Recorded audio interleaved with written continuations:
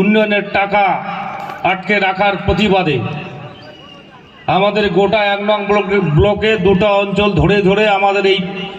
প্রতিবাদ সভা অনুষ্ঠিত হচ্ছে। এই প্রতিবাদ সভায় উপস্থিত আছেন আমাদের কুচবিহার জেলা তৃণমূল কংগ্রেস কমিটির সভাপতি সম্মানীয় শ্রী অভিজিৎ দেব ভৌমিক মহাশয়, আছেন আমাদের কুচবিহার জেলা পরিষদের সভাধিপতি সম্মানীয়া সুমিতা বর্মন, আছেন পঞ্চায়েত সমিতির সভাপতি মাধবী নাগ, এই অঞ্চলের সভাপতি নজরুল ইসলাম, আছেন আমাদের সুটকাবাড়ি অঞ্চলের সভাপতি মজিউল হক থেকে শুরু করে গ্রাম পঞ্চায়েতের এই এলাকার প্রধান এবং আমাদের যারা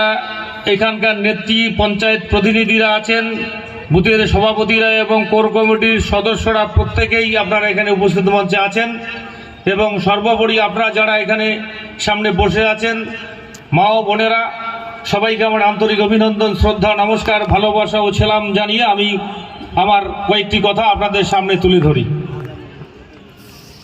বন্ধুগণ, আপনারা জানেন আমাদের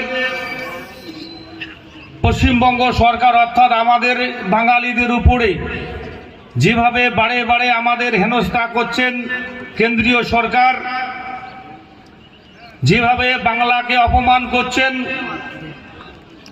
এসআরআই এর নাম করে আমাদের যেভাবে হয়রানি করছেন, আপনারা সকলেই জানেন। এই মোয়ামারি সুটকাবাড়ির